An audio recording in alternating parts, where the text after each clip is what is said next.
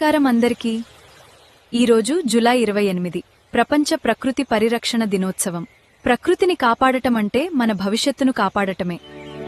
ప్రతి మొక్కను సంరక్షిద్దాం, నీటిని ఆదా చేద్దాం, పర్యావరణాన్ని పరిరక్షిద్దాం, పచ్చని భూమి కోసం కలిసి ముందుకు సాగుదాం. పరిరక్షణ దినోత్సవ శుభాకాంక్షలు.